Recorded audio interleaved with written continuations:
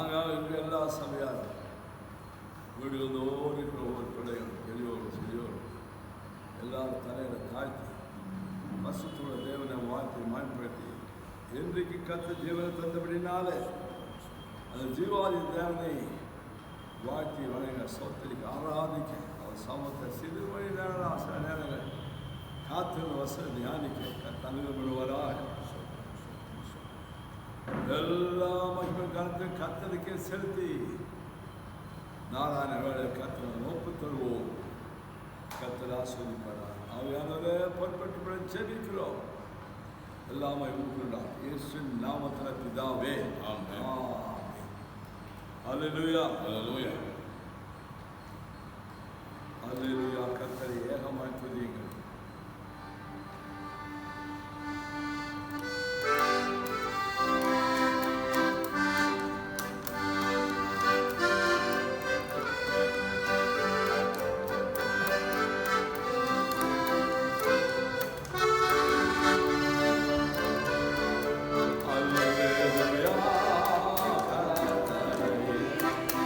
Yeah.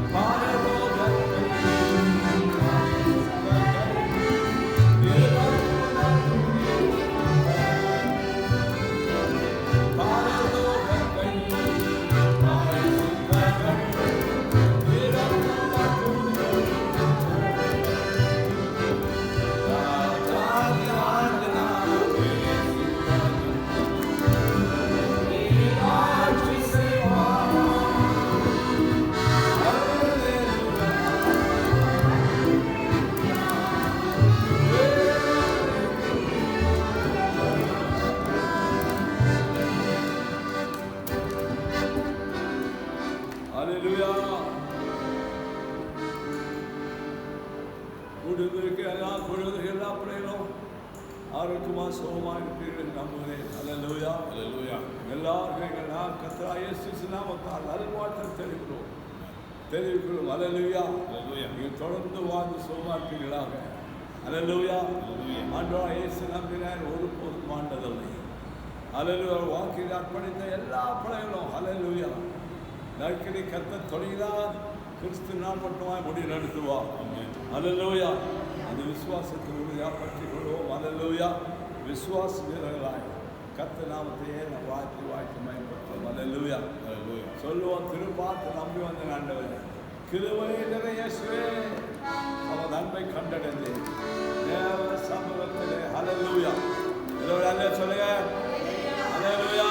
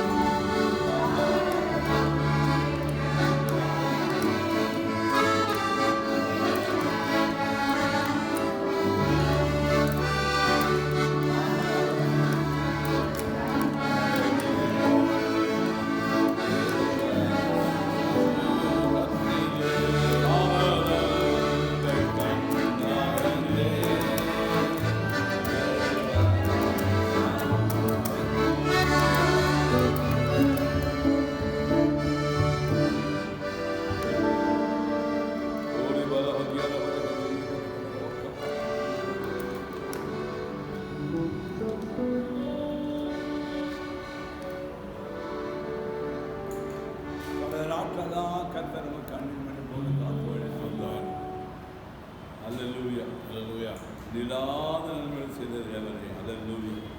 நான் துதித்து சோத்திரி கடப்பட்டிருக்கிறோம். அல்லேலூயா சோத்திரம். எல்லா நன்மை செய்தவரே எங்களெல்லாம் சோத்திரம் தேவா என்று நான் பாடுகிறேன். அல்லேலூயா சோத்திரம்.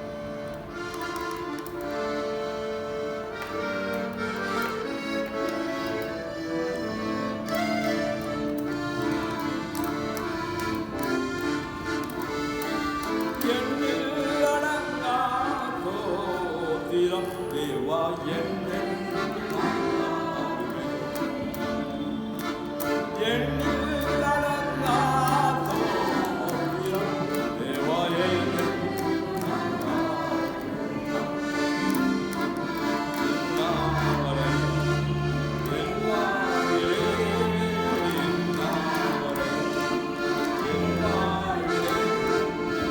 say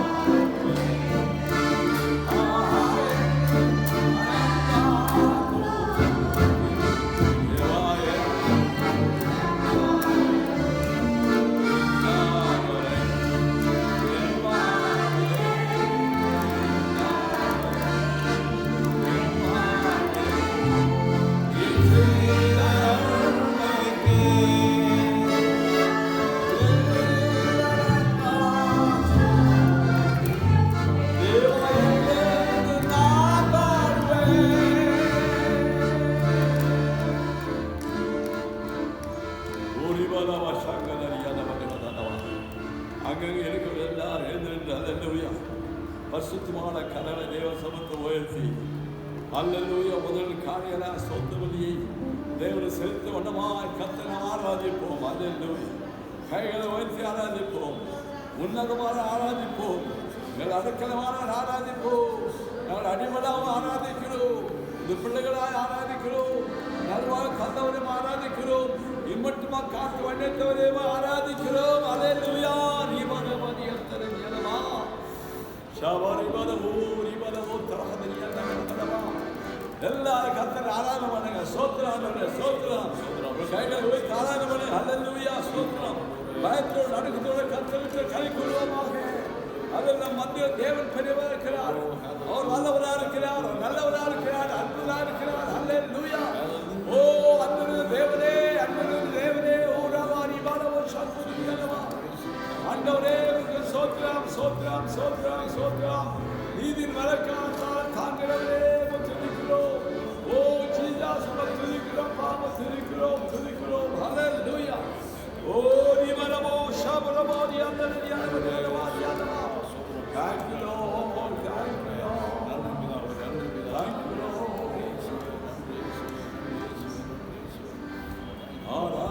ஆராதிப்பே நான் ஆராதிப்பே ஆண்டவரே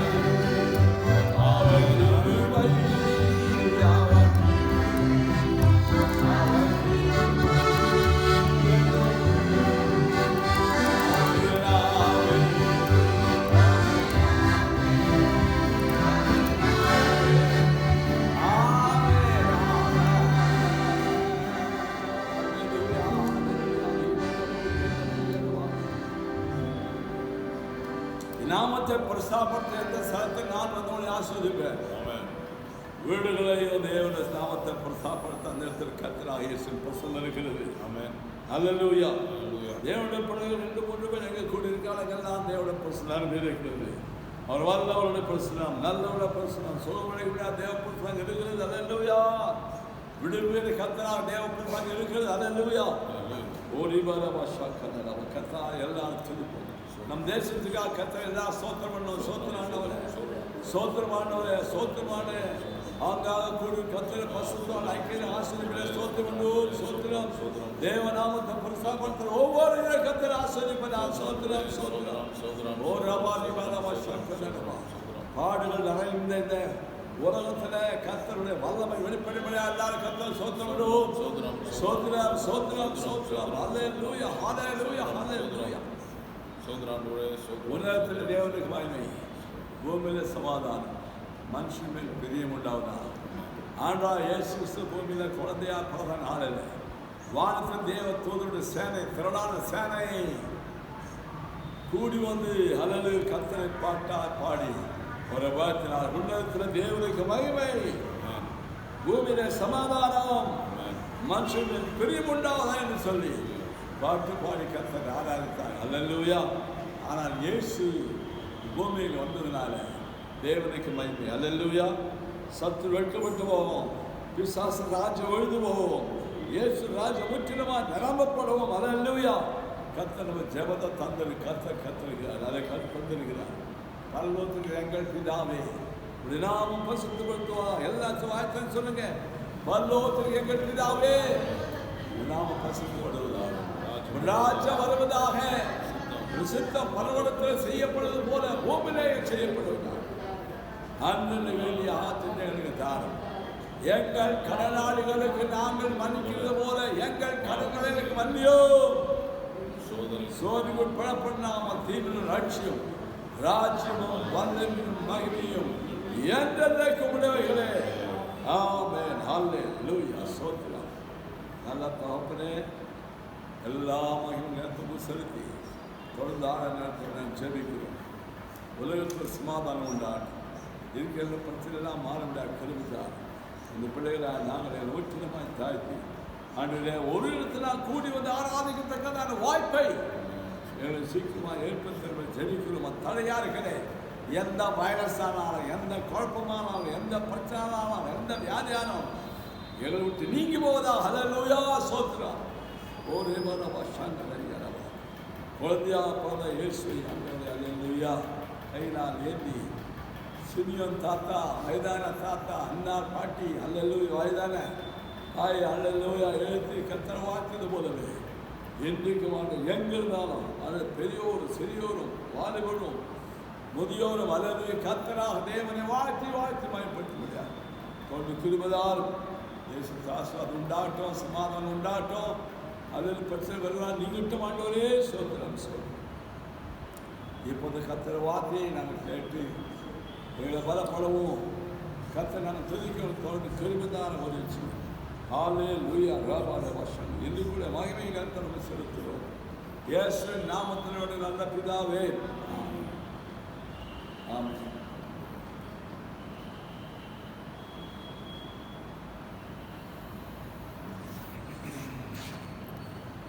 கர்த்தருடைய பரிசுத்த நாமத்துக்கு சோத்திரம்.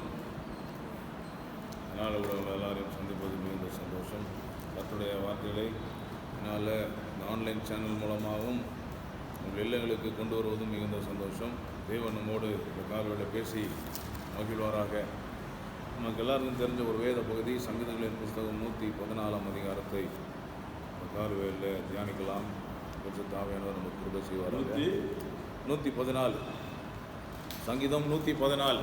ஹல்லேலூயா. சங்கீதம் 114 1 முதல் 8 வசனம்.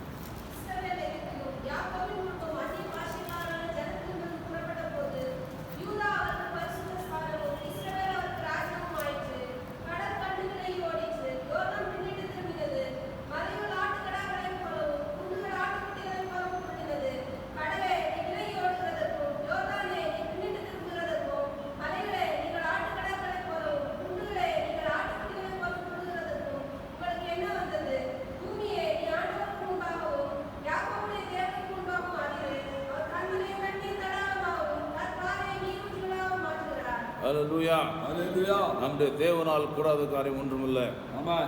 அவரால் செய்யக்கூடாத அதிசயமான காரியம் ஒன்றுமில்லை. இங்கே எனக்கு பார்த்தீங்கன்னா 1ஆம் வசனம் என்ன குறிப்பிடுகிறது? இஸ்ரவேல் எகிப்திலும் யாக்கோபின் குடும்பம் அந்நிய பாஷைக்காரராகிய ஜனத்திலும் இருந்து புறப்பட்ட போது, நமக்கு எல்லாருக்கும் தெரிஞ்ச சரித்திரம் தான் அது. இஸ்ரவேல் வம்சத்தார் எல்லாரும் எகிப்து தேசத்தில் அடிமைகளாக இருந்தாங்க.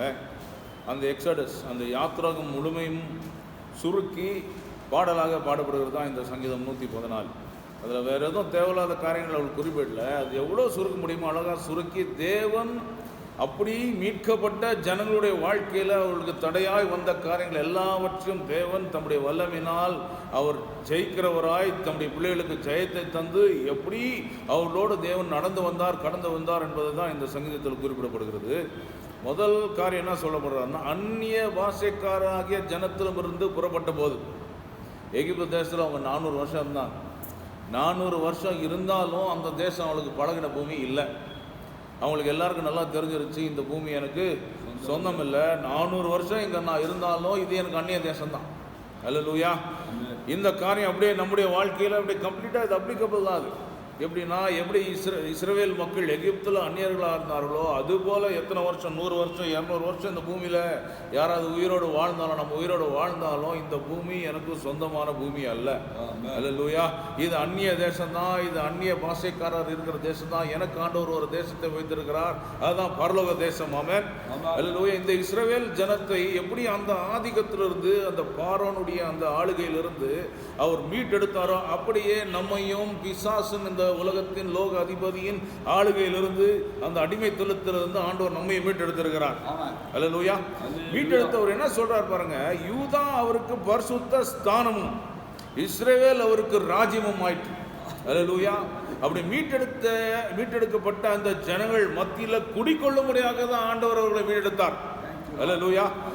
யூதா என்பதும் இஸ்ரவேல் என்பதும் வேற வேற ஆட்கள் கிடையாது, எல்லாம் ஒரே தேசம் தான். இங்கே ஏன் அப்படி சொல்லப்படுகிறதுனா, இந்த சங்கீதம் எழுதப்பட்ட அந்த காலகட்டத்தில் இஸ்ரவேலாகவும் யூதாவாகவும் அந்த இஸ்ரவேல் தேசம் முழுமையாக அது 10+2 என்று பிரிக்கப்பட்டுச்சு. ஆனால் ரெண்டுமே ஆண்டவருக்கு சொந்தமான ஜனங்கள் தான்.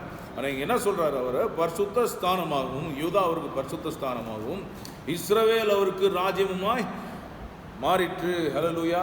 3 குறிப்புகளை இந்த சங்கீதம் தான் ஏசாமி கூட ஒலிவ மலையில் போய் அவர் அந்த சிலுவைக்கு முன்பதாக அங்கே சங்கீதங்கள் பாடி தேவனை துதித்தார்கள் என்று வாசிக்கிறோம். வழக்கத்தின்படி 114ஆம் சங்கீதம் ஒரு சில சங்கீதங்களை அவர் பாடி அங்கே தேவனை ஆராய்த்தார்கள் என்பது சொல்லப்படுகிறது. ஏன் இந்த 114ஆம் சங்கீதத்தை எழுதி வைத்தாங்கன்னா, ஜனங்கள் எல்லாரும் ஆண்டோர் தங்களுடைய வாழ்க்கையில் தங்களுக்கு தங்களுடைய பெற்றோருக்கு செய்த அந்த நன்மைகளை நினைத்து தேவனை துதிக்கும்படியாக தான் இந்த சங்கீதத்தை ஆண்டவர் எழுதி வைத்திருக்கிறார். ஹல்லேலூயா.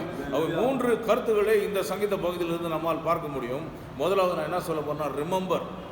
என்ன சொல்லுங்க? ரிமெம்பர், நினைத்திடு. ரிமெம்பர். 2வது செலிப்ரேட். எதுக்கு நினைக்கணும்னா, தேவனை துதிக்கும்படியாக நினைக்கணும், வேற எதையும் நினைக்கக்கூடாது.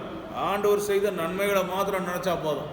ஹல்லேலூயா. நிறைய நேரத்தில் செங்கடலுக்கும் 3ஆம் வசனத்தில் பாருங்க, கடல் கண்டு விலகி ஓடிற்று, யோர்தான் பின்னிட்டு திரும்பினது, மலைகள் ஆட்டுக்கடாக்களைப் போலவும் குன்றுகள் ஆட்டுக்குட்டிகளைப் போலவும் துணினது. அந்த 3ஆம் வசனத்தில் என்ன சொல்றாரு, செங்கடல் வர்றாரு. அடுத்து உடனே எங்க ஜம்ப் பண்றாரு, யோர்தான். செங்கடலுக்கும் யோர்தானுக்கும் நடுவில் எப்படியும் ஏறக்குறைய ஒரு 40 வருஷம் இருக்கும். அந்த 40 வருஷத்துல இவங்க பட்ட பாடுகள், பிரச்சனைகள் எல்லாத்தையும் ஸ்கிப் பண்ணிட்டார்.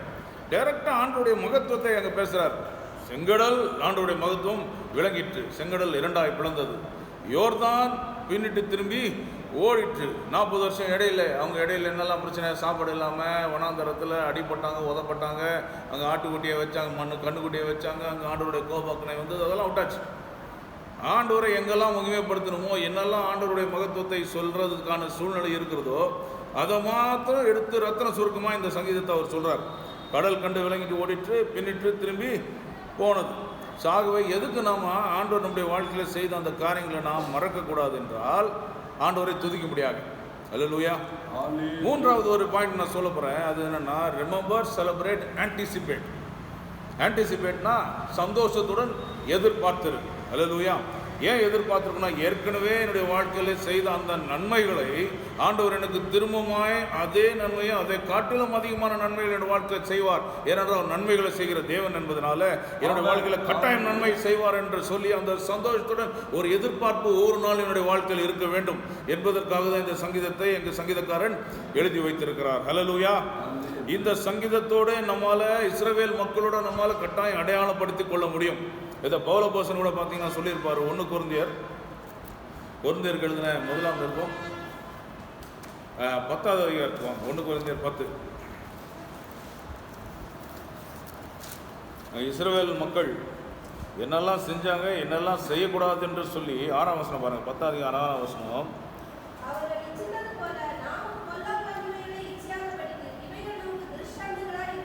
இவைகள் நமக்கு திருஷ்டாந்தங்களாக இருக்கிறது. அவங்க செஞ்சதெல்லாம் நம்ம செய்யக்கூடாது என்பதற்காக ஆண்டவர் இந்த காரியங்களை நம்மளுக்கு வசனத்தில் எழுதி வைத்திருக்கிறார். என்னதுக்காக? For examples, for our edification. நமக்கு திருஷ்டாந்தங்களாக ஆண்டவர் இந்த காரியங்களை எழுதி வைத்திருக்கிறார் வேதம் சொல்லுது. ஏன்னா அவங்க என்ன சூழ்நிலையிலேருந்து கடந்து வந்தாங்களோ அதே சூழ்நிலை தான் நாமும் இருந்து கடந்து வந்திருக்கிறோம் என்பதை இந்த வேதம் இந்த பகுதியில் பவுலப்போஸ்தலன் ரொம்ப தெளிவாக சொல்கிறாரு.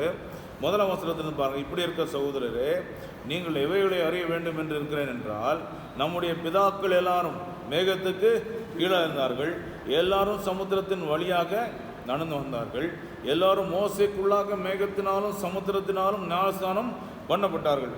ஞானஸ்தானம் அவங்களுக்கு கிடைச்சி. எல்லாரும் ஒரே ஞான போஜனத்தை பூசித்தார்கள், எல்லாரும் ஒரே ஞான பானத்தை குடித்தார்கள். எப்படி எனில் அவர்களோட கூட சென்ற ஞான கண்மலையின் தண்ணீரை குடித்தார்கள். அந்த கண்மலை கிறிஸ்துவை. நாமும் இயேசு கிறிஸ்துவை நினைக்கும்படியாக அவருடைய சரீரத்தையும் அப்பமாக நாம் பூசிக்கிறோம். அவருடைய இரத்தத்தை நாம் திராட்சரசம் என்று சொல்லி நினைக்கும்படியாக நாம் பானம் பண்ணுகிறோம். இங்கே சொல்றாரு, அந்த கண்மலை கிறிஸ்துவை. அல்லேலூயா. அவர்கள் இச்சித்தது போல நாமும் பொல்லாகானவர்களை இச்சியாதபடிக்கு இவைகள் நமக்கு திருஷ்டாந்தமாக எழுத வைக்கப்பட்டிருக்கிறது. அது நமக்கு எழுதி வச்சுக்கிறார். ஏன்னா அதே சுச்சுவேஷன்லேருந்து தான் நாம் வந்திருக்கிறோம். அவர்கள் எப்படி ஞானஸ்தானம் பெற்றார்களோ அதுபோல தான் நாமும் ஞானஸ்தானம் பெற்றிருக்கிறோம். அவர்கள் எப்படி அடிமைத்தனத்திலிருந்து வந்தார்களோ அதே போல் நாமும் அடிமைத்தனத்திலிருந்து வந்திருக்கிறோம். ஆகவே அவர்கள் என்ன பாதையிலெல்லாம் கடந்து வந்தாங்களோ அந்த பாதைகளெல்லாம் நாமும் கடந்து செல்லும்போது அவர்கள் செஞ்ச தப்பை நாம் செஞ்சிடக்கூடாது. அல்லேலூயா. ஆகவே இவைகள் திருஷ்டாந்தமாக எழுதி வச்சிருக்குது. அவங்க என்னெல்லாம் பண்ணாங்க பாருங்கள். 7ஆம் வசனத்தில், ஜனங்கள் புசிக்கவும் குடிக்கவும் உட்கார்ந்து விளையாட எழுந்திருந்தார்கள் என்று எழுதியிருக்கிறபடி அவர்களில் சிலர் விக்கிர ஆராதனைக்காரர் ஆனது போல நீங்களும் ஆகாதிருங்கள். அவர்கள் விக்கிர ஆராதனைக்காரர் ஆனாங்க, நீங்களும் விக்கிர ஆராதனைக்காரராக மாறிடாதீங்க. 8ஆம் வசனத்தில், அவர்கள் வேசித்தனம் பண்ணினார்கள், நீங்களும் அதுபோல வேசித்தனம் பண்ணாது இருப்போமாக. 8ஆம் வசனம் தான் சொல்லுது, அதுபோல நாமும் வேசித்தனம் பண்ணாது இருப்போமாக. 9ஆம் வசனத்தில் என்ன சொல்கிறாங்க? அவர்களில் சிலர் கிறிஸ்துவை பரீட்சை பார்த்து பாம்புகளால் அழிக்கப்பட்டார்கள், அதுபோல நாமும் கிறிஸ்துவை பரீட்சை பாராது இருப்போமாக. 10ஆம் வசனம், அவர்களில் சிலர் முறுமுறுத்து சங்காரக்காரனானே அழிக்கப்பட்டார்கள், அதுபோல நீங்களும் முறுமுறுக்காதிருங்கள். இவைகளெல்லாம் திருஷ்டாந்தங்களாக அவர்களுக்கு சம்பவித்தது உலகத்தின் முடிவு காலத்தில் உள்ள நமக்கு எச்சரிப்பு உண்டாகும்படி எழுதப்பட்டும் இருக்கிறது. இப்படி இருக்க தன்னை நிற்கிறவன் என்று எண்ணுகிறவன் விழாதபடிக்கு எச்சரிக்கையாக இருக்கிற கணவன். கடைசியாக சொல்றார் 13ஆம் வசனம், மனுஷருக்கு நேரிடுகிற சோதனையே அல்லாமல் வேறே சோதனை உங்களுக்கு நேரிடவில்லை. தேவன் உண்மையுள்ளவராக இருக்கிறார். உங்கள் திராணிக்கு மேலாக நீங்கள் சோதிக்கப்படுகிறதற்கு அவர் இடம் கொடாமல் சோதனையை தாங்கத்தக்கதாக சோதனையோடு கூட அதை தப்பிக்கொள்ளும்படியான போக்கையும் உண்டாக்குறார். ஸோ முதலாவது 114ஆம் சங்கீதத்தில் நாம் கற்றுக்கொள்ள வேண்டிய காரியம் என்னென்னா, ரிமெம்பர். என்னத்தை நினைக்கணும், என்னத்தை மறக்கக்கூடாது. இஸ்ரவேல் மக்கள் நாம் என்ன சூழ்நிலையிலிருந்து ஆண்டவர் நம்மை மீட்டெடுத்தாரோ, என்னெல்லாம் சோதனைகள் நமக்கு வருகிறதோ அந்த சோதனை தான் அவங்களுக்கு வந்துச்சு. அந்த சோதனை மத்தியில் அவங்க என்னெல்லாம் தப்பு பண்ணாங்க? முறுமுறுத்தாங்க, வேசித்தனம் பண்ணினார்கள், விக்கிர ஆராதனை செய்ய ஆரம்பிச்சிட்டாங்க. இதெல்லாம் அவங்க தேவனை பரீட்சையை பார்த்தார்கள். இந்த தப்பெல்லாம் அவங்க பண்ணாங்க என்பது உங்களுக்கு மறந்துடக்கூடாது. ஏன்னா வசனம் சொல்கிறது, இவைகளெல்லாம் நாம் எச்சரிக்கப்படும்படியாக திருஷ்டாந்தமாக ஆண்டவர் வேதத்தில் எழுதி வைத்திருக்கிறார். இன்னும் என்ன சொல்கிறார்? இவைகளெல்லாம் அவங்களுக்கு சோதனையாக தான் வந்துச்சு. இந்த சோதனையை ரொம்ப பெரிய விஷயம்லாம் ஒன்றும் சொல்ல முடியாது. ஏன்னா மனுஷருக்கு என்ன சோதனை வருதோ அந்த சோதனை தான் அவங்களுக்கும் வந்துச்சு. அதே சோதனை தான் உங்களுக்கும் வருது. அந்த சோதனை மத்தியில் நாம் நினைவில் கொள்ள வேண்டியது என்னவென்றால், இஸ்ரவேல் மக்கள் பண்ண அந்த தப்பை நான் பண்ணிடக்கூடாது. அதற்கு மாறாக நான் என்ன செய்யணும்னா, ஆண்டவனுடைய வாழ்க்கையில் செய்த நன்மைகளை நினைத்து அவரை நான் ஆராதிக்க வேண்டும். அல்லேலூயா. அவங்க என்ன தப்பு பண்ணாங்க? ஆண்டவர் செய்த நன்மைகளை மறந்துட்டாங்க. செங்கடல் வரும்போது எகிப்தில் ஆண்டவர் ஓங்கிய புயத்தினாலும் பலத்த கருத்தினாலும் அவளை ரட்சித்ததை மறந்துட்டாங்க. மகாவாதியினால் இஸ்ரவேல் மக்கள் எல்லாம், எகிப்தின் மக்கள் எல்லாரையும் ஆண்டவர் வாதித்த போது இஸ்ரவேல் மக்களுக்கு எந்த விதமான பாதிப்பும் இல்லை. அப்படியாக அழகாய் அவர்களை நடத்தினார் என்பதை மறந்துட்டு அங்க செங்கடல் ஓரத்தில் கலகம் பண்றாங்க. அல்லேலூயா. செங்கடல் ஓரத்தில் கலகம் பண்றாங்க. அடுத்து யோர்தான் வராங்க, அங்க கலகம் பண்றாங்க. கானானுக்கு பக்கத்தில் வந்தாச்சு, அங்கே போன பிறகு உள்ளே போகிறதுக்கு எங்களுக்கு பயமாகுது. அவங்க எங்களை அந்த ஜன்னலுக்கு முன்பாத்து நாங்கள் வெட்டுக்கிளி போல் இருக்கிறோம், அவங்க எங்களை ஈஸியாக நசுக்கிடுவாங்க, மூட்டை பூச்சி நசுக்கிற மாதிரி எங்களை நசுக்கிடுவாங்கன்னு சொல்லி எல்லாரும் முறுமுறுத்து ஆண்டவருக்கு விரோதமாக முறுமுறுக்கிறாங்க, மோசைக்கு விரோதமாக முறுமுறுக்கிறாங்க. ஆனால் நீங்கள் அப்படி இருக்காதீங்க, அவங்க முறுமுறுத்த மாதிரி இருக்காதீங்க. சொல்லும் போது ஆண்டவர் சொல்கிற இந்த பிரச்சனைகள்லாம் உங்களுக்கு வரும். மனுஷருக்கு நேரிடு சோதனை இல்லாமல் வேறு சோதனை உங்களுக்கு நேரிடுவதில்லை. அவங்களுக்கும் நேரிடல, உங்களுக்கும் நேரிடல. ஆனால் அவங்க செஞ்ச மாதிரி நீங்கள் செய்யாதீங்க. என்னெல்லாம் அவங்க செஞ்சாங்க? முறுமுறுத்தாங்க, தேவனை மறந்தாங்க, விக்கிரங்களுக்கு பின்னாடி போக ஆரம்பித்தாங்க, பாவத்துக்குள்ளாக விழ ஆரம்பிச்சிட்டாங்க. ஆகவே தான் இன்னொரு எச்சரிக்கை அவர் சொல்கிறார், அங்கே இப்படி இருக்க தன்னை நிற்கிறேன் என்று எண்ணுகிறவன் விழாதபடி. அப்படின்னா என்ன அர்த்தம்னா, நான்லாம் இதெல்லாம் பண்ணுறது கிடையாது. இஸ்ரவேல் மக்கள் முறுமுறுத்தாங்க. நிறைய நேரத்தில் நம்மளுக்கு பிரச்சனை வரும்போது உடனே நமக்குள்ளே என்ன வருது? என்ன வாழ்க்கையோ அது, இதுக்கு தான் எனக்கு இந்த ஒரு வாழ்க்கையா, இதுக்கு தான் ஆண்டவர் தேடி வந்தேனா, இதுக்கு தான் நான் வந்தேனா, இதுதான் எனக்கா, அவனை பாரு நல்லா இருக்கிறான், இவனை பாரு நல்லா இருக்கிறான் அப்படின்ட்டு முறுமுறுக்க ஆரம்பிச்சிடும். ஆனால் நம்ம முறுமுறுக்கிறது நம்மளுக்கு தெரியறதே இல்லை. ஏன்னா அது நம்மளுக்கு ரொம்ப நேச்சுரல் ரெஸ்பான்ஸாக போச்சு. இஸ்ரவேல் மக்களுக்கு அது ரொம்ப நேச்சுரலாக இருந்துச்சு. இங்கே விக்கிரக ஆராதனைன்னு சொல்லி அவங்க கண்ணுக்குட்டியை வச்சாங்க. ஆனால் நம்ம கண்ணுக்குட்டியை வைக்கிறது கிடையாது. அதுக்கு மாறாக ஆண்டவரை தேடுறதை விட்டு பல மனுஷருடைய முகத்தை பார்க்க ஆரம்பிச்சிடும், பல மனுஷரை தேட ஆரம்பிச்சிடும், பல தலைவர்களை நமக்கு உண்டாக்கிக்கிறோம். ஆண்டவர் தான் நம்மை நடத்துகிறார், ஆண்டவர் தான் எனக்கு வசனத்தை கொடுக்கிறார், ஆண்டவர் தான் எனக்கு போஷணத்தை தருகிறார், ஆண்டவர் தான் என்னை அழைத்தார், ஆண்டவர் தான் எனக்கு கரத்தை பிடித்திருக்கிறார், ஆண்டவர் தான் ஒவ்வொரு நாளும் என்னை நடத்துகிறார், முடிவு வரைந்தும் எனக்கு கூட இருந்து என்னை நடத்துகிறவர் ஆண்டவர் தான் என்பதை மறந்துட்டு நமக்கு நம்முடைய ஃபோக்கஸை, நம்முடைய நம்பிக்கையை வேற இடத்துல கொண்டு போய் வச்சிடறோம். அதுதான் விக்கிரக ஆராதனை. அல்லேலூயா. வேசித்தனமும் அதுதான். என்னது? ஆண்டவரை மறந்துடுறது, சிருஷ்டிகரை மறந்துட்டு வேற காரியங்களுக்கு பின்னாடி ஓடுறது தான் வேசித்தனம். நம்முடைய நாட்டமெல்லாம், நம்முடைய எண்ணமெல்லாம், ஆசையெல்லாம் வேற இடத்துல வைக்கிறது வேறு தான் வேசித்தனம். இதெல்லாம் யார் பண்ணது? இஸ்ரவேல் மக்கள் பண்ணாங்க. அதை தான் சொல்றாரு, இப்படி இருக்க தன்னை நிற்கிறேன் என்று எண்ணுகிறவன் விழாதபடிக்கு எச்சரிக்கையா இருக்க கடவன். என்ன அர்த்தம்னா, இந்த தப்பு நம்முடைய வாழ்க்கையில வருதா அப்படி என்பதை நம்ம சரியா அலசி பார்க்கணும், நம்முடைய வாழ்க்கையை ஆராய்ந்து பார்க்கணும். அல்லேலூயா. அல்லேலூயா. அல்லேலூயா. இந்த காலவேளையில் இந்த 114ஆம் சங்கீதத்தில் முதலாவது நாம் அறிந்து கொள்ள ஒரு விஷயம் என்னன்னா, ரிமெம்பர், நினைத்துக்கொள். என்னத்தை நினைக்கணும்? ஆண்டவர் நமக்கு செய்த நன்மைகளை நினைக்கணும், இஸ்ரவேல் மக்கள் செய்த தப்பிதங்களையும் நினைச்சு பார்க்கணும். நினைச்சு பார்த்து அது நம்முடைய வாழ்க்கையில் இருக்குதா என்பதை சரியா நம்ம அலசி ஆராய வேண்டும். ஆமென். அதான் சொல்றாரு.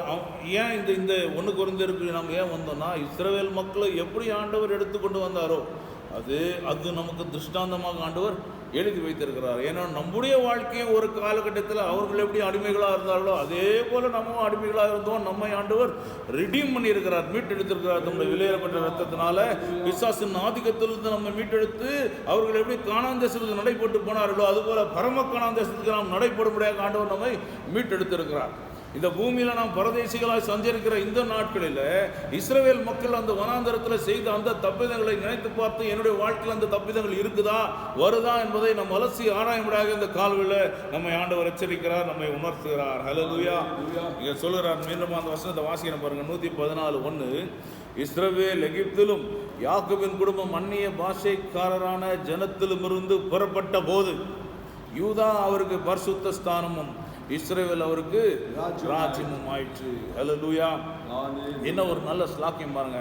இந்த ஜனத்தை போகவிடு, அவர்கள் எனக்கு ஆராதனை செய்ய வேண்டும் சொல்லி தான் ஆண்டவர் அவர்களை அங்கே பார்வனுடைய ஆதிக்கத்திலிருந்து அவர்களை பிரித்தெடுத்தார், கொண்டு வந்தார். வேறு எதுவும் கிடையாது. பாலும் தேனும் ஓடுற தேசத்தை நான் கொடுக்குறேன்றது உண்மைதான், ஆசீர்வதிப்பேன்னு சொன்னது உண்மைதான். ஆனால் பிரதான நோக்கம் என்ன? அவருடைய வாழ்க்கையே ஆண்டவருக்கு ஆராதனையாக மாற வேண்டும் என்பது ஆண்டவருடைய பிரதான நோக்கம். அதனால தான் சொல்றாரு, இந்த ஜனத்தை எனக்கென்று ஏற்படுத்தினேன், இவர்கள் என் துதியை சொல்லி வருவார்கள் என்று சொல்லி அவர்களை ஆண்டவர் பிரித்தெடுத்தார். அந்த ஜனங்க ஆண்டவர் நம்ம இப்படியா அழகாய் நேர்த்தியாக நடத்தி வந்தார் என்பதை மறந்துட்டு என்னெல்லாம் பண்ணாங்க? முறுமுறுத்தாங்க, கலகம் பண்ணாங்க, விபச்சாரம் செஞ்சாங்க, விக்கிரக ஆராதனை செஞ்சாங்க, பொல்லாத வழியில் போனாங்க. இதெல்லாம் எப்போ ஏன் அந்த மாதிரி செஞ்சாங்கன்னா, சின்ன சின்ன பிரச்சனை வரும்போது, சின்ன சின்ன சோதனை வரும்போது இப்பேற்பட்ட காரியங்களை அவங்க செஞ்சாங்க. அதை நாம் செய்யக்கூடாது என்பதற்காக தான் இந்த காரியங்களை ஆண்டவர் திருஷ்டாந்தமாக வேதத்தில் எழுதி வைத்திருக்கிறார். இன்னொரு சங்கீதத்தை பாருங்கள், 106ஆம் சங்கீதம். அவங்க என்னெல்லாம் சொன்னாங்கன்னு சொல்லி செஞ்சாங்கன்னு சொல்லி அழகாக எழுதி வச்சிருப்பார் சங்கீதக்காரன். அங்கங்கே ஒரு சில வசனங்களை வாசிப்போம். 106 7ஆம் வசனம் பாருங்க.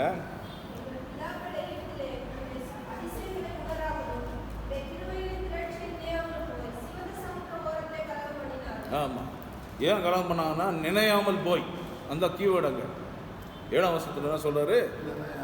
நினையாமல் போய், உம்முடைய கிருபைகளின் திரட்சியை நினையாமலும் போய் சிமந்த சமுத்திர ஓரத்தில் கலகம் பண்ணினார்கள். எகிப்தில் ஆண்டவர் அவளுக்கு எவ்வளோ கிருபை பாராட்டினார், எப்படி அவர் தங்களுடைய பட்சத்தில் இருந்து அவருடைய ரட்சித்து வந்தார். 10 வாதையினால் எகிப்து தேசம் முழுவதையும் வாதித்து கடைசி பெரிய அந்த தலைச்சன்பிள்ளை சங்கரிக்கிறதான அந்த பெரிய வாதையிலையும் அவர்களை வாதித்து அவருடைய ரட்சித்தார் என்பதை நினையாமல் போய் சிமந்த சமுத்திரம் வந்த உடனே அங்கே கலகம் பண்ணுறாங்க. எங்கே என்னன்னு சொல்கிறாங்க? எகிப்தில் எங்களை போட்டு புதைக்கிறதுக்கு குழி இல்லைன்னு சொல்லி இங்கே கடலில் கொண்டு வந்து குதிக்க போட்டியா? நிறைய நேரத்தில் பார்க்குறோம்ல, நிறைய பேர் செத்து போயிட்டாங்களாம். ஒரே நேரத்தில் என்ன பண்ணுறாங்க? நிறைய நாட்டுங்களில் கொண்டு போய் கடலில் போட்டுடுறாங்க. அந்த மாதிரி எங்களை ஒரே நேரத்தில் அங்கே நாங்கள் செத்து போனால் எங்களை புதைக்கிறதுக்கு குழி இல்லைன்னு சொல்லி இங்கே எல்லோரையும் எங்களை கடலில் முக்கிறதுக்கு கொண்டு வந்துட்டேன்னு மோசக்கிட்ட கலகம் பண்ணுறாங்க. ஆண்டவருக்கு விரோதமாக கலகம் பண்ணுறாங்க. அடுத்து பாருங்கள், சிவந்த சமுத்திரத்தை ஆண்டவர் அதட்டினார், அது வற்றி போயிட்டு 9ஆம் வசனம் வாசிக்கிறேன். வெட்டாந்துறையில் நடக்கிறது போல் அவர்கள் ஆழங்களில் நடந்து போக பண்ணினார்.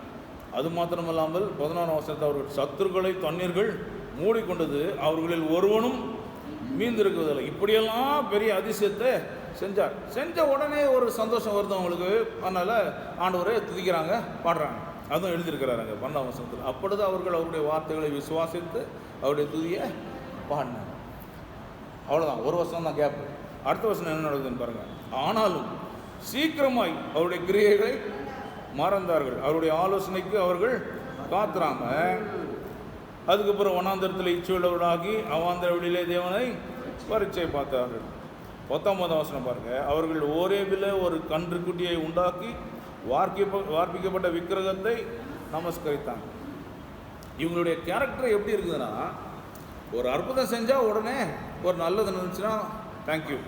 டக்குன்னு ஒரு சோதனை வந்தவொடனே என்ன ஆண்டவர், என்ன ஆண்டவர், இவர் கண் இருக்குதா, காது இருக்குதா, மூக்கு இருக்குதா, ஏதாவது பார்க்குறாருல, என்ன பிரச்சனை, எனக்கு இவ்வளோ பிரச்சனை, இவ்வளோ போராட்டம், முறுமுறுப்பு. வாய் திறந்து சொல்லனாலும் அது வேறு வேறு விதமாக ரிஃப்ளெக்ட் ஆகுது. ஆண்டவர் மேலே இருக்கிற கோபம், அந்த பிரச்சனைனால எனக்கு வருகிற அந்த கோபத்தினால சுற்றி இருக்கிறவங்க மேலே எல்லாம் கோபத்தை காட்டுறேன் நான். ஏன்? உள்ளே இருக்கிற அந்த முறுமுறுப்பு, நன்றி உணர்வு இல்லாமல் போகிறதுனால என்ன ஆகுதுன்னா, சுற்றி இருக்கிறவங்க எல்லாம் பாதிக்கப்படுறாங்க, எல்லார் மேலேயும் கோபம் வருது. இப்போ வேறு மாதிரி ரிஃப்ளெக்ட் ஆகுது. ஆனால் அதோடைய ரூட் என்னன்னு பார்த்தீங்கன்னா, ஆண்டவர் மேலே இருக்கிறதான அந்த முறுமுறுப்பு. இஸ்ரவேல் ஜனங்களுக்கு இருந்தால் அதே சுபாவம் இன்ன வரைக்கும் தேவனால் ரட்சிக்கப்பட்ட, அவங்களும் தேவனால் மீட்கப்பட்டவர்கள். நாம் எப்படி ஞானஸ்தானம் பெற்றோமோ அதே ஞானஸ்தானத்தை அவர்களும் பெற்றாங்க. நாம் எப்படி இயேசு கிறிஸ்துவை பானம் பண்ணுறோமோ அதே போல் அவர்களும் பானம் பண்ணாங்க. எல்லாம் அதே சேம் எக்ஸ்பீரியன்ஸ் தான். அவங்க என்னெல்லாம் தப்பு பண்ணாங்களோ அதே தப்பு நாமும் பண்ணாதபடி எச்சரிக்கையாக இருக்க கடவர்கள் என்று சொல்லி பவுலப்போஸ்தலன் சொல்கிறார். ஏன் சொல்கிறாருன்னா, மனுஷருக்கு நேரிடுகிற அதே சோதனை தான் உங்களுக்கும் வருது. அந்த சோதனைகள் மத்தியில் ஆண்டவரை நம்பி ஆண்டவரை மகிமைப்படுத்தவே நாம் கடமைப்பட்டிருக்கிறோமே தவிர, அதற்கு மாறாக இஸ்ரவேல் மக்கள் பண்ண தப்பை நீங்கள் செய்யாதீங்க என்று சொல்லி திரும்ப திரும்ப வசனம் நம்ம எச்சரிக்கிறது.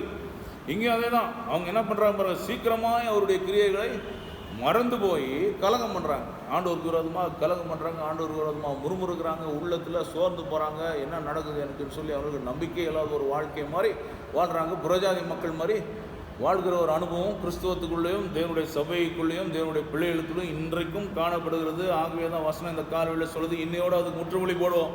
ஹல்லேலூயா. அதுக்கு முற்றுப்புள்ளி போட்டு வசனம் நமக்கு சொல்ற மாதிரி நாம் ஆண்டவர் நமக்கு செய்த நன்மைகளை நினைப்போம். இஸ்ரவேல் மக்கள் எப்படி மறந்து போனார்களோ அது போல நாம் மறந்து போக மாட்டோம். ஆண்டவர் எனக்கு நன்மை செய்தார், ஆண்டவர் என்னை மட்டுமாய் நடத்தினார், என்னுடைய வாழ்க்கையில ஒவ்வொரு நாளும் ஒரு அற்புதத்தை செய்கிறார், எனக்கென்று ஒரு நோக்கத்தை ஆண்டவர் வைத்திருக்கிறார், அந்த நோக்கத்தை கட்டாயம் என்னுடைய வாழ்க்கையில நிறைவேற்றுவார். ஹல்லேலூயா. நம்புறவங்க எல்லாம் ஒரு ஹல்லேலூயா சொல்லுங்க. ஹல்லேலூயா. இஸ்ரவேல் மக்கள் செய்தது போல நாம் தேவனை மறக்கிற கூட்டமாக இருக்க வேண்டாம். ஹல்லேலூயா. 22 வசனத்தில் சொல்றார், 106 22 வசனம், தங்கள் இரட்சகரான தேவனை மறந்தார்கள். நாம் அப்படி மறக்கக்கூடாது. 25 வசனத்தை சொல்றாரு, கர்த்தருடைய சத்தத்திற்கு செவி கொடாமல் தங்கள் கூடாரங்களே முறுமுறுத்தார்கள். 41 வசனம் சொல்ல போறாங்க, அநேக தரம் அவர்களை விடுவித்தார், அவர்களோ தங்கள் யோசனையினால் அவருக்கு விரோதமாய் கலகம் பண்ணி தங்களுடைய அக்கிரமத்தினால சிறுமைப்படுத்தப்பட்டார்கள். அநேக தரம் விடுவித்தாலும் அதே ஆட்ரிபியூட் தான், அதே கேரக்டர் தான், அந்த கேரக்டர்லேருந்து மாற்றமே இல்லை. அதனால தான் திரும்பி திரும்பி பிரச்சனை வருது. ஹல்லேலூயா. இன்னைக்கு தீர்மானம் பண்ணுவோம், என்னதான் பிரச்சனை வந்தாலும் என்னதான் சோதனை வந்தாலும் அந்த சோதனை மத்தியில் பிரச்சனை மத்தியில் ஆண்டவருக்கு நான் துதிப்பேன், ஆண்டவருக்கு நான் நன்றி செலுத்துவேன். ஹல்லேலூயா. ஆனாலும் ஆண்டவர் இரக்கமுள்ளவர். என்ன செய்கிறாரு இஸ்ரவேல் மக்களுக்கு? 45 வசனம், அவர்களுக்காக தமது உடன்படிக்கையை நினைத்து தமது மிகுந்த கிருபையின்படி மனஸ்தாபப்பட்டு அவர்களை சிறைப்பிடித்த யாவரும் அவர்களுக்கு இறங்கும்படி செய்தார். ஹல்லேலூயா. நம்ம எல்லாம் மனுஷர் தான், நம் மண்ணென் என்று ஆண்டவர் நினைவு கூறுகிறார். ஆகவே நம்முடைய மிகுதியான கிருபையினாலே நம்முடைய பரிசுத்தாவியானவரை கொண்டு ஆண்டவர் நமக்கு உதவி செய்யும்படியாக இன்ன வரைக்கும் அவர் வல்லமையுள்ளவராக உண்மையுள்ளவராக இருக்கிறார். ஆகவே தான் வசனம் சொல்கிறது, அழைத்தவர் உண்மையுள்ளவர், அவர் கிறிஸ்துவின் நாள் முறைந்த முடிவை நம்மை நடத்துவார். ஹல்லேலூயா. ஏன்னா நம்மை அழைத்தவர் உண்மையுள்ளவர். மீண்டும் அந்த வசனத்து வாங்க, சங்கீதங்கள் 114, இஸ்ரவேல் எகிப்திலும் யாக்கோபின் குடும்பம் அந்நிய பாஷைக்காரராகிய ஜனத்திலும் இருந்து புறப்பட்ட போது யூதா அவருக்கு பரிசுத்த ஸ்தானமாகவும் இஸ்ரவேல் அவருக்கு ராஜ்யமும் ஆயிற்று. ஹல்லேலூயா. நம்மளுடைய வாழ்க்கையில் ஆண்டவர் ஏன் இவ்வளோ கருத்தாக இருக்கிறார்னா, அவர் நம் மத்தியில் வாசம் செய்யும்படியாக அவர் வாஞ்சிக்கிறார். நாம் நம்முடைய ஐடென்டிட்டி நம்முடைய ஆண்டவர், அவருடைய ஐடென்டிட்டி நம்ம தான். ஆகவே தான் வசனம் சொல்லுது, சீஷர்கள் எல்லாருக்கும் கிறிஸ்தவர்கள் என்று பெயர் உண்டாயிற்று. நம்மை பார்க்குறவங்க கிறிஸ்துவை பார்க்குறாங்க.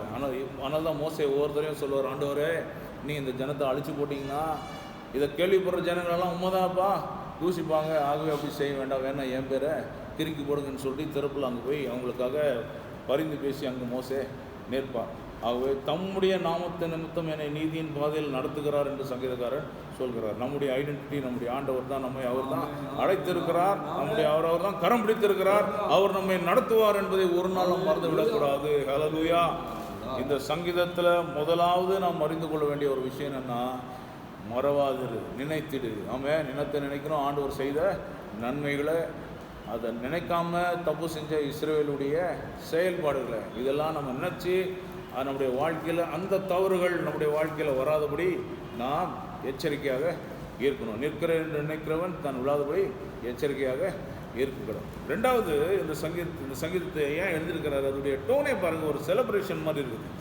மூணாம் வசனம் பாருங்கள், கடல் கண்டு விலகி ஓடிற்று, யோர்தான் பின்னிட்டு திரும்பினது, மலைகள் ஆட்டு கிடாக்களை போலவும் குன்றுகள் ஆட்டுக்குட்டிகளை போலவும் துள்ளினது. உருவகம் கொடுக்குறாரு, ஆடு மாதிரி ஆட்டுக்குட்டி மாதிரி மலை துள்ளுதான். அடுத்து கேள்வி கேட்குறாரு பாருங்க, கடலே நீ விலகி ஓடுகிறதற்கும் யோர்தானே நீ பின்னிட்டு திரும்புகிறதற்கும் மலைகளே நீங்கள் ஆட்டு கிடாக்களை போலவும் குன்றுகளே நீங்கள் ஆட்டு குட்டிகளை போலவும் துள்ளுகிறதற்கும் உங்களுக்கு என்ன வந்தது? நம்ம ஃபாதர் கூட பாடுறாரு பாருங்க, பாட்டு என்ன பாட்டுது? மலைகள் குன்றுகள் ஆடுகள் போல் துள்ளுவது மேனையா, ஆடுகள் போல் துள்ளுவது ஏனையா, கூடுமே எல்லாம் கூடுமே, மாலை எல்லாம் கூடும், கூடாதது ஒன்றுமில்லை, உம்மால் கூடாதது ஒன்றுமில்லை. போட जी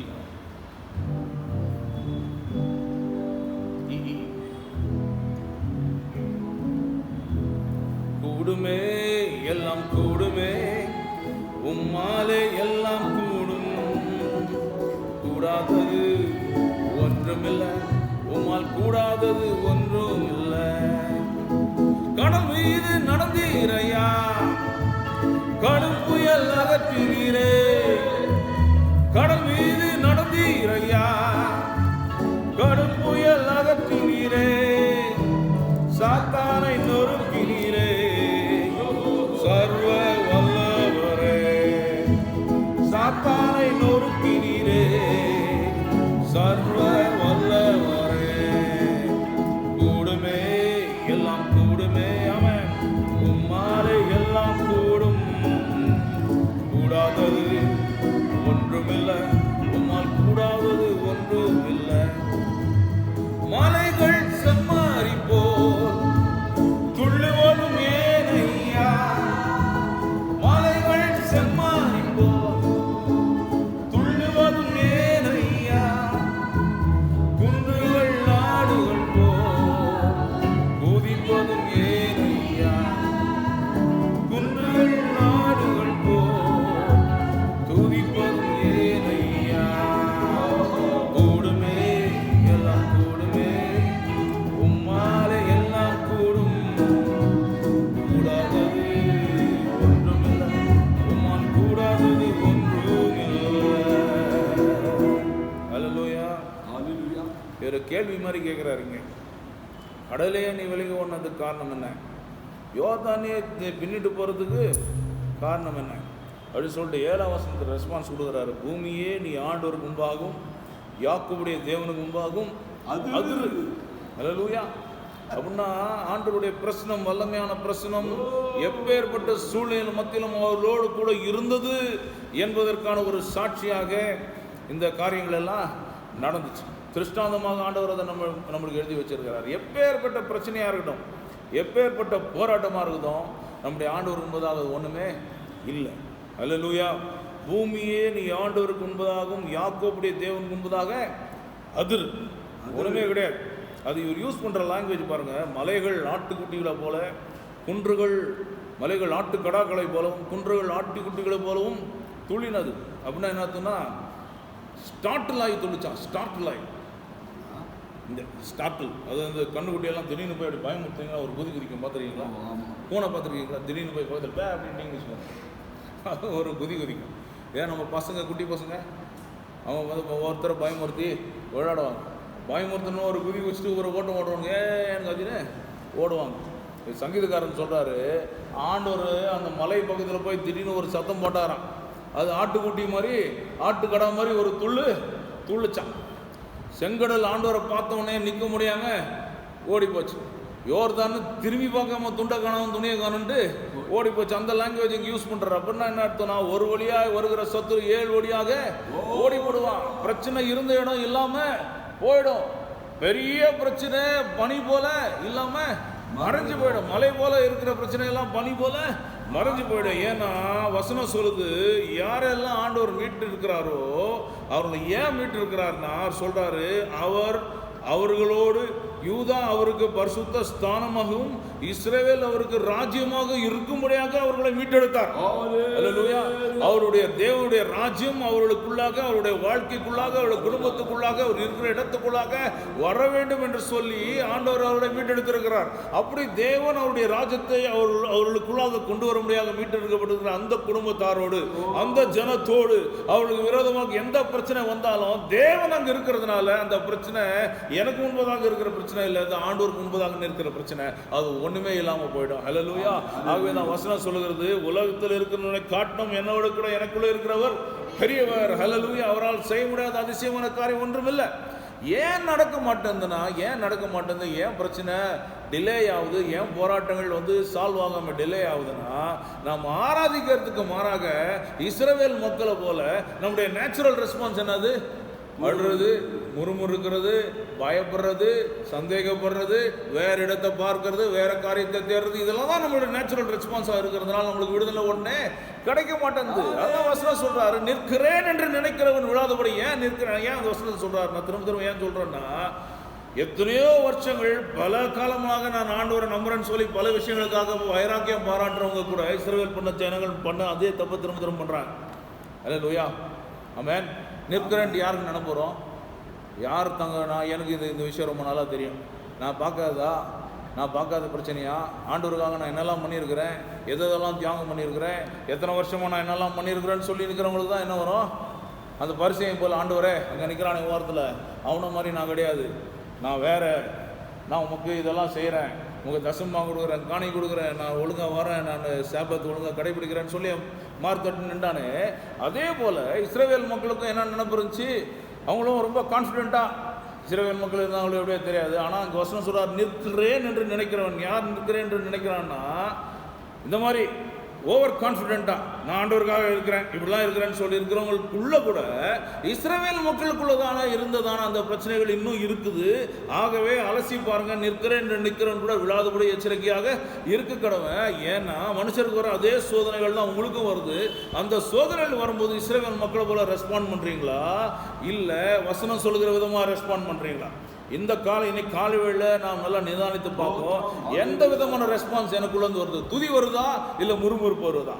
எனக்குள்ள தைரியமான விசுவாசம் வருதா, இல்லை சந்தேகம் வருதா?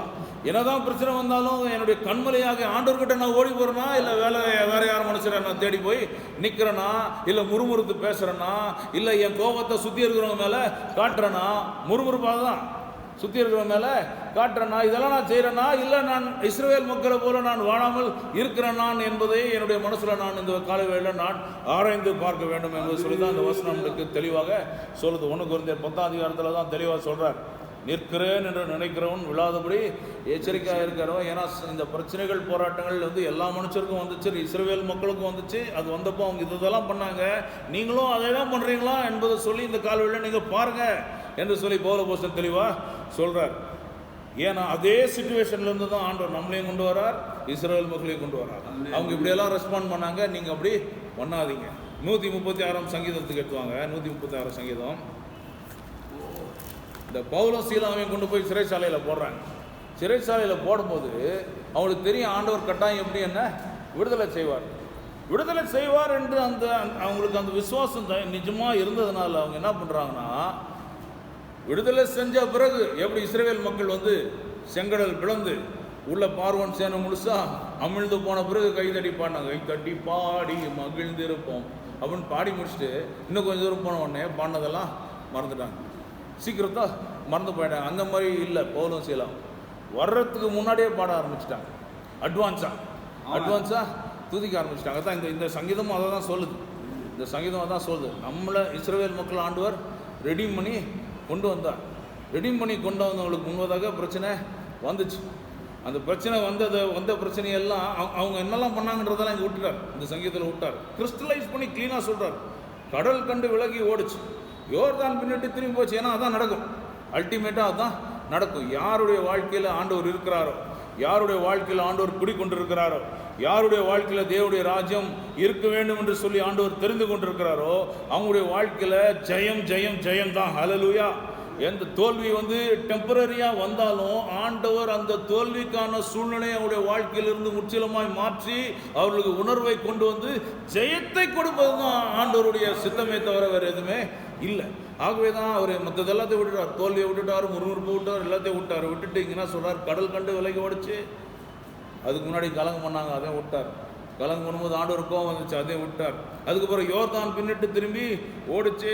மலை ஆட்டுக்குட்டிகளை போல் ஆண்டோட பிரசனத்துக்கு முன்பாக துள்ளி ஆடிச்சு. அதுக்கப்புறம் பாருங்க 8ஆம் வசனத்தில் அவர் கண்மலை தண்ணீர் தடமாகவும் கற்பாறை நீரூற்றாகவும் மாற்றினார். இங்கே பெரிய கலங்கம் வந்துச்சு, பெரிய பிரச்சனை வந்துச்சு. மோசையே கானான் தேசத்துக்குள்ளே போக முடியாத சூழ்நிலை இந்த இடத்துல தான் நடந்துச்சு. அந்த இடத்துல மாசா என்றும் மேரிமா என்றும் அதுக்கு பேர் வந்துச்சு. ஏன்னா அந்த இடத்துல என்னன்னு கலங்கம் பண்ணாங்கன்னா, தேவன் நம்மோடு இருக்கிறாரா இல்லையான்னு சொல்லி கலங்கம் பண்ண ஆரம்பிச்சிட்டாங்க. ஆண்டவருக்கு அது பொறுத்துக்கொள்ளவே முடியல. ஏன்னா வசனம் சொல்லுது, இவங்களை கொண்டு வந்தது எதுக்காம், அவங்களோடு இருக்க முடியாது. 2ஆம் வசனத்தை சொல்கிறார், யூதா அவருக்கு பரிசுத்த ஸ்தானமாகவும் இஸ்ரவேல் அவருக்கு ராஜ்யமாக இருக்க முடியாதான் அவங்கள எகிப்திலிருந்தே கொண்டு வந்தார். ஆனால் அவங்களுடைய கேள்வி, அவங்களுடைய முறுமுறுப்பு என்னவா இருக்குதுன்னா, ஆண்டவருடைய மத்தியில் இருக்கிறாரா இல்லையா இந்த கேள்வி. ஆனால் அந்த கேள்வியெல்லாம் அவர் விட்டுட்டு அவர் சொல்கிறது என்ன சொல்கிறார், கண்மலையை தண்ணீர் திடமாகவும் கற்பாறையாய் நீரூற்றாகவும் மாற்றுகிறார். ஹல்லேலூயா. 136ஆம் சங்கீதத்தில் இந்த சங்கீதத்தை யோசபாத்துன்னு ஒரு ராஜா, அந்த ராஜா இந்த சங்கீதத்தை அப்படியே ப்ராக்டிக்கலாக செஞ்சு ஒரு வெற்றியை பெற்றார். நமக்கு தெரியாது, 2 நாளாகவும் 20ஆம் அதிகாரம் நினைக்கிறேன். சத்துருக்கள் பெரிய கூட்டமாக வந்து நிற்கிறாங்க. கூட்டமாக வந்து நின்றப்போ இவர் ஆர்மி அனுப்பலை, அதுக்கு மாறாக என்ன அனுப்புகிறாரு, பாட்டுக்காரரை அனுப்புகிறார். பாட்டுக்காரர் அனுப்பிச்சு என்ன பாடுறாங்க, கர்த்தர் நல்லவர், அவர் கிருபை என்றும் உள்ளதுன்னு பாடுறாங்க. பெரிய வெற்றியை ஆண்டவர் அவங்களுக்கு தரார். இங்கேயும் பாருங்கள், இந்த சங்கீதம் முழுசும் ஃபுல்லாக கர்த்தரை துதிங்கள், எதற்காக துதிக்க வேண்டும் என்று சொல்லி ஒரு பெரிய லிஸ்ட்டு போட்டிருப்பார். அவர் நல்லவர், அவர் கிருபை என்றும் உள்ளது. தேவாதி தேவனை துதிங்கள், அவர் கிருபை என்றும் உள்ளது. கர்த்தாதி கர்த்தரை துதிங்கள், அவர் கிருபை என்றும் உள்ளது அப்படின்னு சொல்லி எகிப்திலிருந்து எப்படி அவர்களை விடுதலை பண்ணி கொண்டு வந்தார், வழியிலெல்லாம் எந்தெந்த ராஜாக்கள் மேலே அவருக்கு வெற்றியை தந்தார். 17ஆம் வசனம் பாருங்கள், பெரிய ராஜாக்களை சங்கரித்தவரை துதிங்கள், அவர் கிருபை என்று உள்ளது. பிரபலமான ராஜாக்களை அழித்தார், ஏமோரியாவின் ராஜா அழித்தார், பாசானின் ராஜாவை அழித்தார். அதுக்கப்புறம் தம்முடைய தாசனாகி இஸ்ரவேலுக்கு சுதந்திரமாக தந்தவரை துதியுங்கள், அவர் கிருபை என்றும் உள்ளது. கடைசியாக நம்முடைய தாழ்வில் நம்ம நினைத்தவரை துதியுங்கள், அவர் கிருபை என்றும் உள்ளது. நம்முடைய சத்துருக்களின் கையிலிருந்து நம்ம விடுதலை பண்ணினவரை துதியுங்கள், அவர் கிருபை என்றும் உள்ளது. மாம்ச தேகமுள்ள யாவுக்கும் ஆகாரம் கொடுக்கிறவரை துதியுங்கள், அவர் கிருபை என்றும் உள்ளது. பரலோகத்தின் தேவனை துதியுங்கள், அவர் கிருபை என்றும் உள்ளது. இது என்ன சொல்கிறாருன்னா, இஸ்ரவேல் மக்களுக்கு தான் இந்த சங்கீதக்காரன் இந்த வார்த்தையை எழுதி சொல்கிறார். நம்முடைய பிதாக்களுக்கு செஞ்சார், ஏன்னா அவருடைய மிகுதியான கிருபையினால் அந்த காரியத்தை செஞ்சார், இந்த அற்புதத்தை செஞ்சார். அவர்களுக்கு வாக்குத்தத்தம் பண்ணினது போலவே அவர்களுக்கு ஆண்டவர் கொடுத்தார். என்னதான் அவங்க பிரச்சனை பண்ணி போராட்டம் பண்ணாலும் கலகம் பண்ணாலும் அவர் கிருபை என்றும் இருக்கிறதுனால, அவர் மேலே இருந்ததுனால அவர் வாக்கு பண்ணின அந்த தேசத்தை சுதந்திரிக்க முடியாத கிருபை அவர்களுக்கு ஆண்டவர் தந்தார். தந்து கொண்டு வந்து அங்கே சேர்த்தார். அந்த அவர் யூஸ் பண்ணுற அந்த லாங்குவேஜ் வந்து கிருபை என்றும் உள்ளதுன்னா அது என்ன டென்ஸ், அது ப்ரெசன்ட் கண்டினியூஸ், ப்ரெசன்ட் கண்டினியூஸ், அது நின்று போகிறது கிடையாது. கிருபை இன்னைக்கு மட்டும் தான் கிருபை இல்லை, என்னைக்கும் அவருடைய கிருபை நம்முடைய வாழ்க்கையில் இருக்குது. ஹல்லேலூயா. இவங்களுக்கு என்னெல்லாம் செஞ்சாரோ, எந்தெந்த சூழ்நிலையில் செஞ்சார் பாருங்க. அது கம்ப்ளீட் எக்ஸடஸ் இங்கேயும் கவர் பண்ணுறாரு. அதுவும் நம்ம கவனிக்கணும். எகிப்திலிருந்து எக்ஸடஸ்னால் யாத்திராகும், எகிப்திலிருந்து கானான் தேசம் வர வரைக்கும் அவங்க என்னெல்லாம் பிரச்சனைகள் பண்ணாங்களோ அந்த பிரச்சனையின் மத்தியிலேயும் ஆண்டவர் அவர்களுக்கு என்னெல்லாம் வெற்றி கொடுத்தார், விடுதலை கொடுத்தார் என்பதை ஃபுல்லாக கேப்சர் பண்ணியிருக்கிறார். இந்த ராஜா மேலே கொடுத்தார், அந்த ராஜா மேலே கொடுத்தார், செங்கடல் மேலே கொடுத்தார், எகிப்தில் இருக்கும்போது கொடுத்தார், யோர்தான் கரையோரத்தில் கொடுத்தார், செங்கடல் கரையோரத்தில் கொடுத்தார், கானான் தேசம் வரும்போது கொடுத்தார். எல்லாம் என்ன கொடுத்தாருன்னா அவருடைய கிருபையை அங்கு விளங்க முடியாத ஆண்டவர் செய்துக்கிட்டே வர்றார். அந்த கிருபையை அவர்களுக்கு எப்படி ஆண்டவர் கண்டினியூஸாக விளங்க செய்தாரோ அதுபோல் நம்முடைய வாழ்க்கையில் அவருடைய கிருபை கண்டினியூஸாக விளங்க செய்வார் என்பதை ஒருபோதும் மறந்து விடக்கூடாது. அந்த கிருபையை நினைத்தவர்களாய் இன்றைக்கே பிரச்சனையின் மத்தியில் நம்ம ஆண்டவரை துதிக்க வேண்டும் என்பதற்காக தான் இந்த சங்கீதத்தை ஆண்டவர் எழுதி வச்சிருக்கிறார். ஹல்லேலூயா, ஹல்லேலூயா. ஸோ முதலாவது நாம் என்ன பண்ணணும்னா, ரிமெம்பர், மறந்து விடாதே, நினைத்திரு. என்னத்தை நினைக்கணும்னா, ஆண்டவர் செய்த நன்மைகளை நினைக்கணும். இஸ்ரவேல் மக்கள் அந்த நன்மையின் மத்தியில் என்னெல்லாம் தப்பு செஞ்சாங்க என்பதை நினைக்கணும்.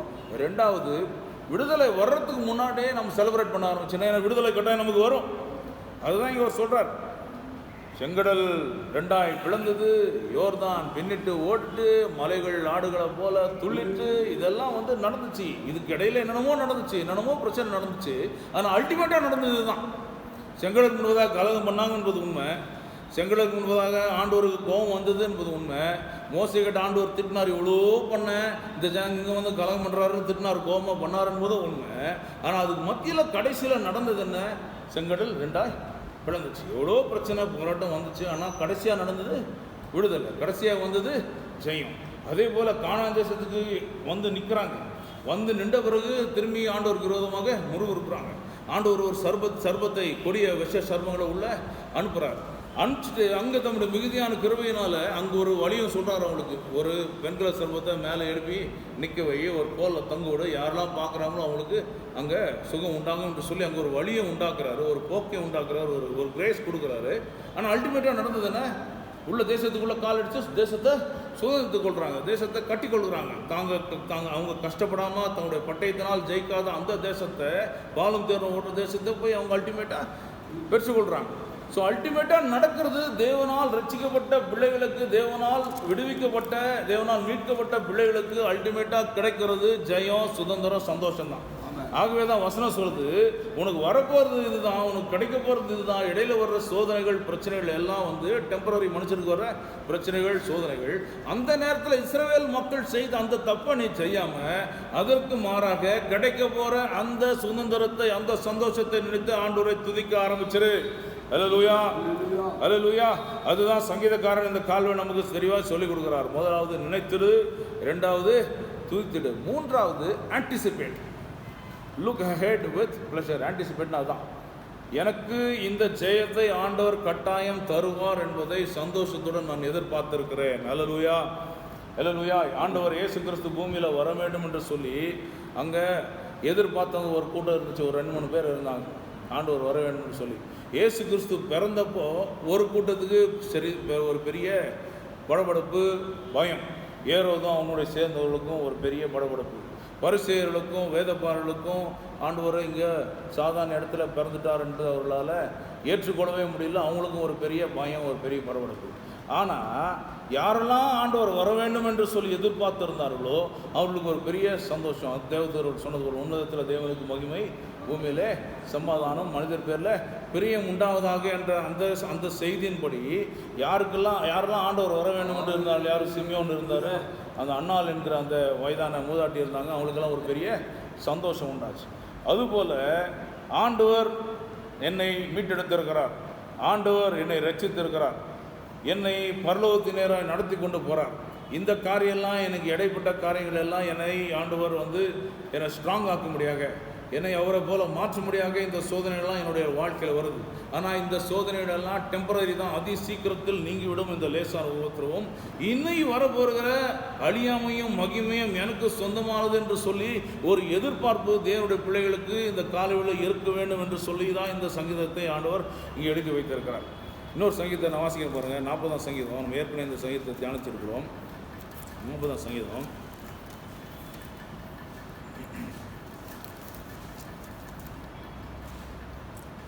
இந்த 40ஆம் சங்கீதத்தை நம்ம 3 பிரிக்கலாம். Past, present and future. Past, present, past deliverance, present deliverance, present situation and future deliverance. முதல் 3ஆம் வசனத்தில் பாஸ்ட் வாசிக்கிற பிறகு, கர்த்தருக்காக பொறுமையாக காத்திருந்தேன், அவர் என்னிடமாய் சாய்ந்து என் கூப்பிடுதலை கேட்டார். பயங்கரமான குழியிலும் உளையான சேற்றிலிருந்து என்னை தூக்கி எடுத்து என் கால்களை கண்மனின் மேலே நிறுத்தி என் அடிகளை உறுதிப்படுத்தி நமது தேவனை துதிக்கும் புது பாட்டை அவர் என் வாயில கொடுத்தார். அநேகர் அதை கண்டு பாய்ந்து கர்த்தரை நம்புவார்கள். அவரை விடுவிச்சிருக்கிறார். ஏற்கனவே எங்கேருந்து விடுவிச்சார்?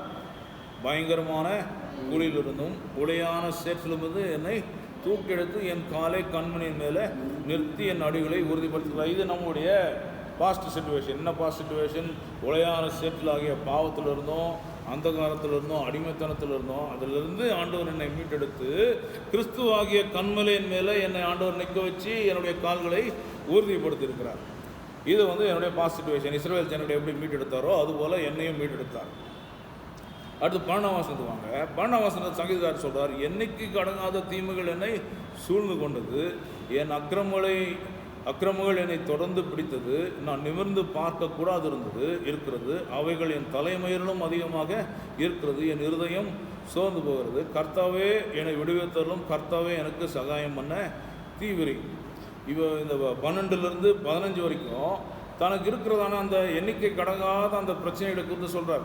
என்னை ஏற்கனவே விடுவித்திருக்கிறார், பிரச்சனையிலிருந்து விடுவித்திருக்கிறார். இப்போ எனக்கு அதிகமான பிரச்சனை இருக்குது. அது இவர் என்ன சொல்கிறாருன்னா, அந்த பிரச்சனை தன்னுடைய ப்ரெசண்ட், இப்போ அவர் செஞ்ச பாவத்தினால இந்த பிரச்சனைகளெல்லாம் எனக்கு வந்துச்சுன்னு சொல்லி அவர் நினச்சி சொல்கிறார். பாவத்தினால் வந்துச்சோ இல்லை சத்ருவனால் வந்துச்சோ, அதிகமான பிரச்சனையின் மத்தியில் நாம் இருக்கிற ஆண்டவரை என்னை விடுவித்தள்ளும் என்று சொல்லி கேட்குறார்.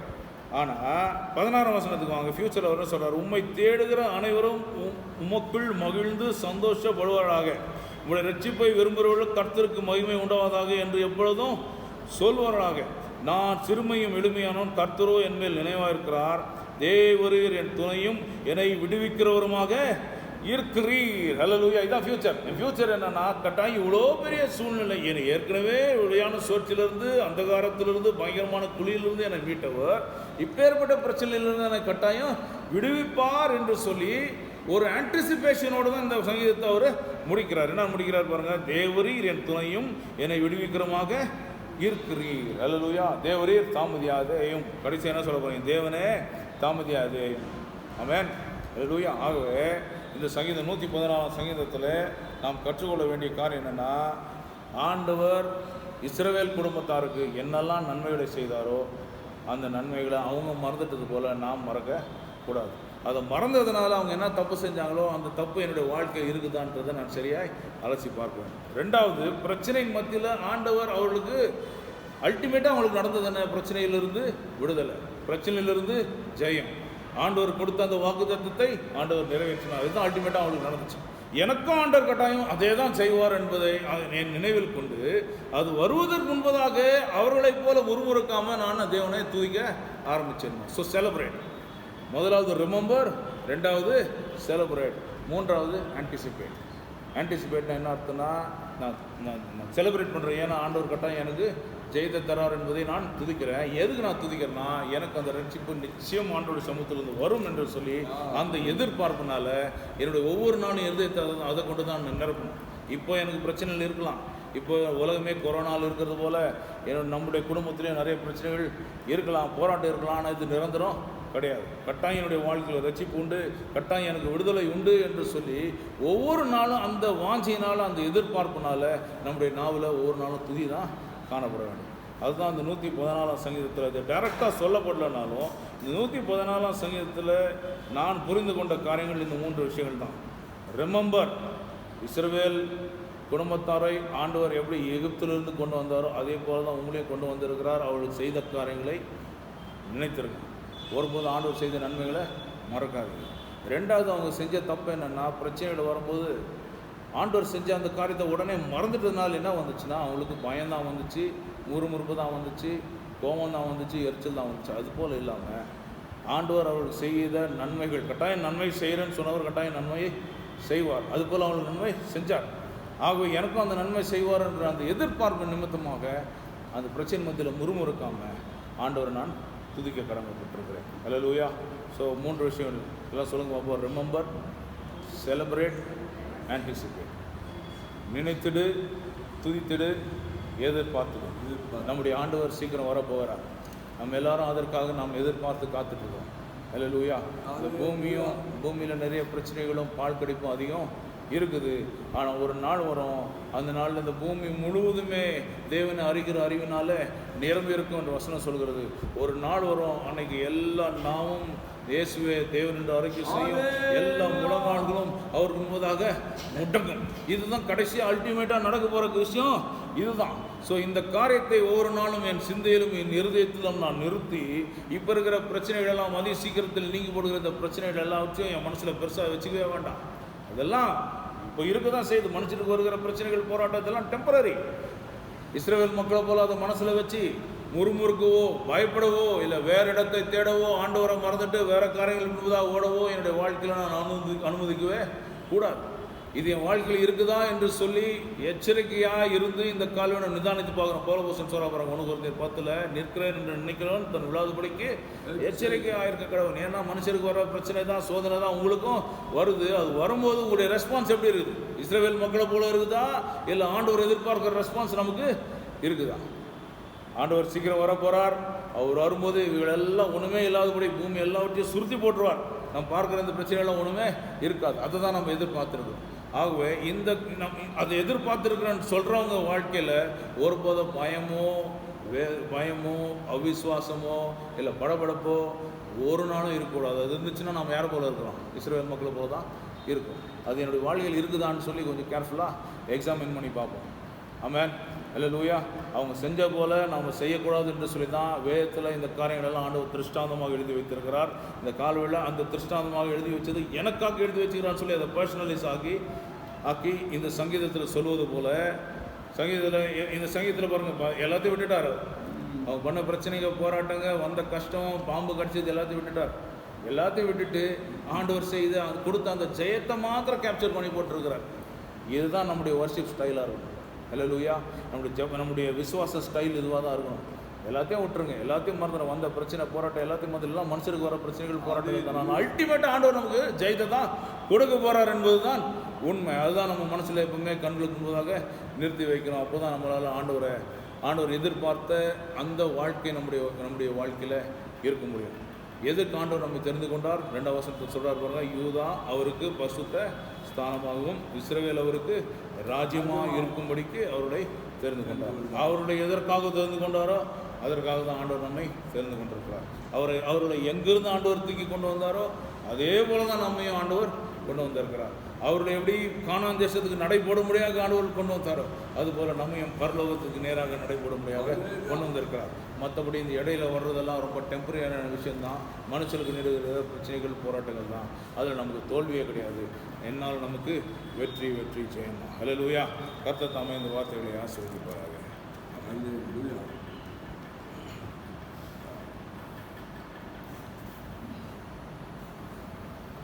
ஹல்லேலூயா.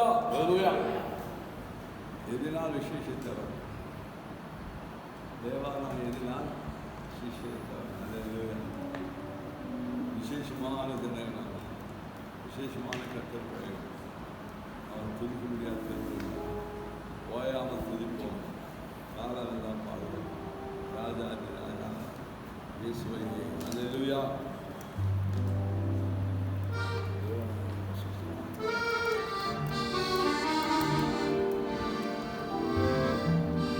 தேவா, நான் எதினால் விசேஷித்தவர். ராஜா, தேவா, நான் எதினால் விசேஷித்தவர்.